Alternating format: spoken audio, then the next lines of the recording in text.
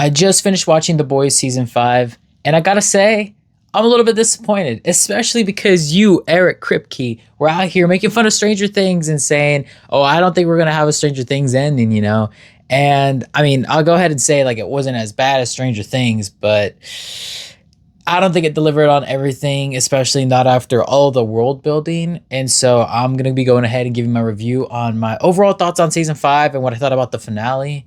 I'm your host, Seb, and if you enjoyed this video, please leave a like and comment down below what you guys think about the season as a whole or what you guys thought about the finale. Personally, I'm a little bit disappointed. I really don't think it was as bad as some people are putting online, because some people are calling this like the worst ending in TV show history. And I'm like, dude, were you guys literally not around like half a year ago? Like, we just got Stranger Things. Like, hold on, chill the phone. Maybe it's the bottom 3 of all time. I'll give you that one, but definitely not bottom number 1. I'm going to go ahead and give you guys a quick spoiler warning. So in case you guys haven't seen the finale yet or haven't seen season 5 yet, I would tell you to click off now, go watch that and come back to this.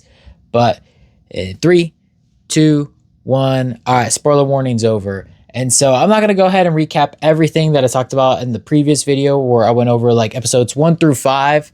And I'm not just going to be talking about 6 or 8. I really want to look at the season as a whole, just because I think it all really matters when we're talking about the finale. Because the biggest thing that is on my mind is, what was the purpose for all of the 7 previous episodes if episode 8 kind of was just like its own thing?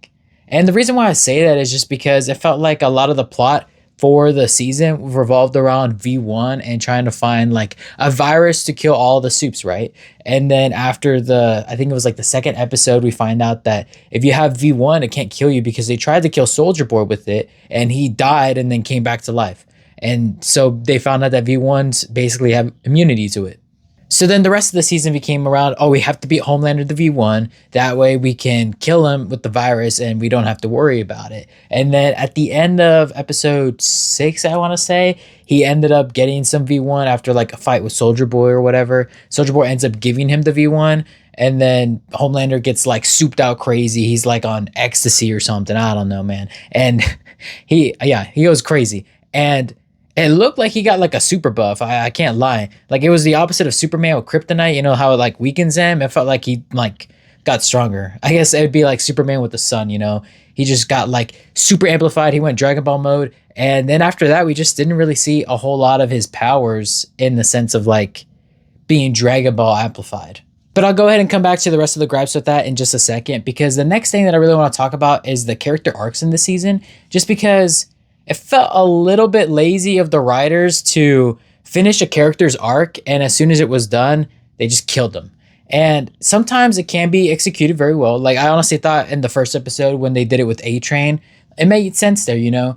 He didn't want to go because he thought he was going to die, and he was worried about, you know, leaving his family behind. But then at the end, he gets convinced by Starlight, where she's like, you know, you got to be a hero, and we got to stand up to him. And he decides to come and save everybody. And in exchange, he ends up dying because Homelander goes after him instead of going after like Butcher, Huey, Starlight, all of them. And so I thought that was a really great way to end it. And even with Firecracker, I honestly thought that wasn't that bad, because the whole episode we're seeing her like struggling with the religion aspect and like accepting Homelander as like being God.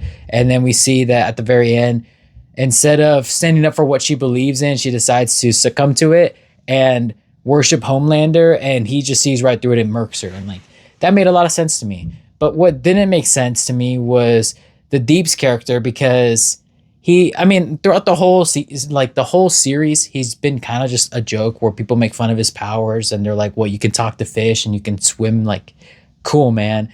And in the very end, he ends up getting told by Homelander that he's kind of pathetic, and the only reason that he's lived as long as he has is because Homelander wants him to know how pathetic he is. And then when he comes to fight the boys, he ends up picking on Starlight specifically because he's like, oh, this is obviously such a test. And she's telling him like, dude, you're crazy and stupid. Like, he obviously really doesn't care about you. And he's like, no, like, this will prove my worth to Homelander.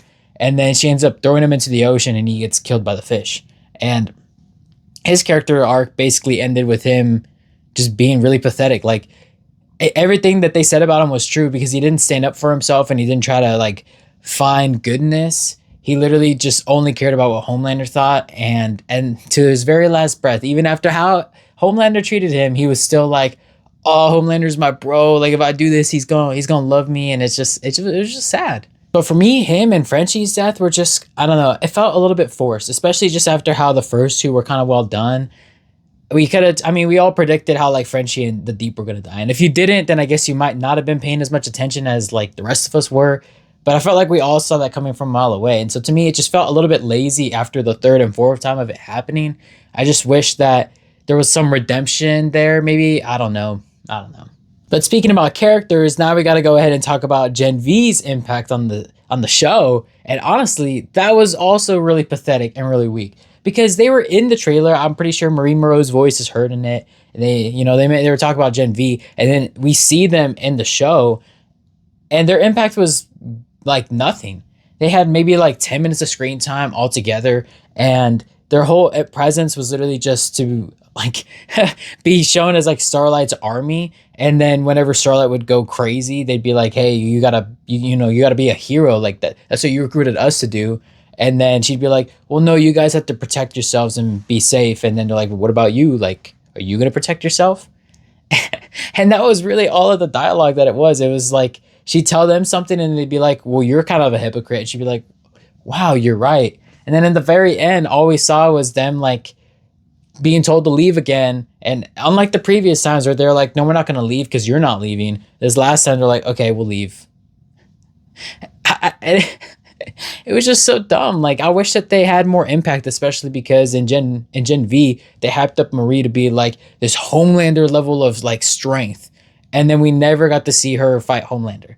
And I mean, I get it. It's not Gen V. This is the boys. But still, what was the purpose of introducing their characters and trying to tie it back to the boys in the Gen V show just for it to not be used at all? And then they went ahead and canceled the show. And so my prediction went right off the bat when I was talking about it because I'm like, oh, they're going to resolve all the world problems and yada, yada. Like, they kind of did. They only stopped Homelander. And, like, I guess the assumption is that no one's going to be as evil as him. But Gen V could still definitely be used. And so I guess I don't get that. I don't get that plot.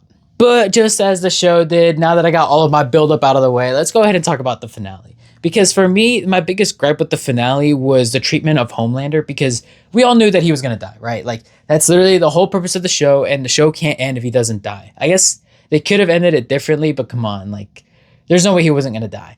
And for me, it was such a letdown, because in all the previous episodes, the way we saw Homelander was like, he is this crazy ass dude. He's like psychotic and he's really strong and like, I don't know, a narcissist and needs to be loved and needs to be appreciated and all this stuff, right? And then in the last episode, we don't really get that. We have a moment where he talks to Ryan and Ryan's like, you're pathetic and like, fuck you. And Homelander is just like in denial. And he's like, no, like, this isn't true. You don't understand anything. I'm going to prove it to you. Like I'm him. And then that's the end of their scene. And then the next time we see him, he's talking to O-Father about like, oh, I don't need anybody to be scared of me to like prove that I'm him. And then what does he go ahead and do? He goes on live TV. He tells them, he reads the script about like, oh, I'm your God and all this stuff. And then at the end, he goes on this rant about like, for all of you non-believers, I'm going to kill you all and all yada, yada, yada. And what does that prove? It proves that unless they're scared of him, then they're not going to believe in him. And it proves that everybody else was right. And it was just, I don't know, man. He made a big deal about it, about like it mattering to him and how he wanted to kill like all of the non-believers and stuff. But it's still just, I don't know. I guess it proved everybody's point. And then even in the final fight, like we literally saw him get V1. He got the V1 inside of him. And then after that, he just didn't really feel any different. And it really sucks because, like I said, it felt like he was on like ecstasy, like he got the Super Saiyan or something. Like, and then when we get to the final fight, it just felt like another Homelander fight. And I mean, it wasn't any different because it was a 3v1, just like it was all the other times, especially like at the end of season 3 when they had like Soldier Boy, Butcher, and was it Huey that were all fighting? No, it was Ryan. Ryan was fighting him too. And at the end, we got the same fight, except instead of Soldier Boy, it was Kimiko. And again, I just don't get it. Like what was the point in hyping up the fact that he got V1 and showing that he can't die to the virus? I mean, like, I guess that was the main point, is that he can't die to the virus. But again, it just felt like there was so much more potential and they just kept him the same. And he was just really pathetic in the last episode. And again, it just really sucks because he was the big bad guy, and then in the last episode he just was gone. He just forgot who he was, I guess. But then of course, the one really good thing about the finale that I really enjoyed was honestly the fight between Butcher and Huey. Because we know that Butcher's not a good guy, right? I'm not even sure if I call him an anti-hero, just because, like, yeah, he kills the bad guy, but it's like he's still a bad guy. I don't know, man. But we we saw that he wanted to start a new life with Ryan, and Ryan was like, "Hey, man, I didn't choose to kill my dad because I wanted to choose you in my life. I killed him because he was evil. And let's be real for a second, you're evil too. And so why the fuck would I want to start a life with you?" And honestly, Ryan's got a point for that. But then Butcher goes into his room and he sees that Terror's dead, and he just like loses it. He just goes like crazy. And so then he decides to go drive to the Vought Tower and like release the virus on everybody. And Huey sees that he's gone and he sees that he's driving away. And so he goes to stop him, right? And then they have this whole fight and this whole dialogue where Butcher's just like, "You're not going to stop me. Like, you're just petite Huey," and all this stuff. And then he was gonna kill him. And then for a second he looks at Huey and he sees like his brother in him. And that's enough time for Huey to like grab a gun and shoot Butcher and kill him. And I thought that that was like a really impactful scene because we all knew that Butcher isn't like completely evil. Like, honestly, if it wasn't for Homelander doing the unspeakable to his wife, he probably would never have been like that evil, right? But I mean, I get it too. Like, I'd probably become Butcher if somebody did that shit to my wife as well. And to see that he still had a little bit of humanity in him at the very end to like not kill all the Supes and not kill Huey, it was cool. It was cool, man. And then they even had a discussion like afterwards where Huey like shoots him and he's like, "Okay, like, I'm so sorry, like let me try to save you." And Butcher's just like, "Nah, dude, like, I'm evil as fuck." And he's like, "Honestly, you did what you had to do, because if you didn't, I would have gone even crazier." And I don't know, it actually brought tears to my eyes, like their final discussion, because they were the two main characters of the show. Like, I know Huey's with Annie, but for me, it was always Huey and Butcher. Like, that was the main relationship of the show. And then the second one was maybe like Butcher and Homelander, right? And so seeing how like that ended, like, it was so impactful, and it was great. It was a great end to Butcher's character, and it was a great way to like resolve Huey, because in all of it we saw that Huey was the only one that stayed like sane and stayed put together. And even though everybody else around him was like changing and like becoming bad people, then becoming good people again, then becoming, worse people, like whatever it was, Huey never lost that glimmer of hope and that aspiration to do good even while doing bad. And so I don't know, I couldn't have wrote a better ending for their relationship. And then, of course, that brings us to the very end of the episode where we get to see where everybody goes in their separate ways. And Huey's reading, or I guess he's not reading, but he's preaching or saying stuff about Butcher at his graveside. And he got buried next to Becca, which was really nice of them to do that. And in the very end, he was still saying how, like, Butcher's probably in hell, like, laughing at them and, like, beating the devil's ass, which I thought was really funny to say. And then we see them all go off on their separate ways, right? And so, honestly, like, the last 20 minutes of the episode were done very well. How we got there, to me, just didn't really make any sense, especially, again, because of the buildup of the season. And I'll go ahead and talk about that a little bit more. But the ending that each character got, I thought was very fitting. And huge shout out to Annie and Huey, because Annie ended up getting pregnant. And honestly, like, it led a little bit of like a sequel spinoff potential where like maybe Huey's kid gets to do something crazy and Huey gets called by the president. And he was like, "Hey, man, you want to be the head of my like special forces again?" And Huey's like, "Nah, I got a side gig going on." And he just opened up a radio store. And so that was really cool. So if you ask for my honest opinion, I really don't think that the finale was that bad. I don't think that the season was as great as it should have been, because all that buildup, all the previous like 7 episodes that led to the finale, it just felt like their impact it didn't matter as much to the finale itself. Like, it did a lot of world building, and it really sucks too because we got the announcement of the prequel spinoff series with Liberty and Soldier Boy, and then Soldier Boy wasn't even present for the final battle. So again, it honestly felt like they were doing a lot of marketing for that, trying to build hype about like, oh, like, Where did Soldier Boy come from? Who was that guy in the weird root tree thingy? And that really sucks too when you think about it as like, maybe it was just a marketing scheme. But I'm going to go ahead and put all that to the side and just look at the finale itself. And again, I really didn't think it was that bad. I just thought it could have been a lot better.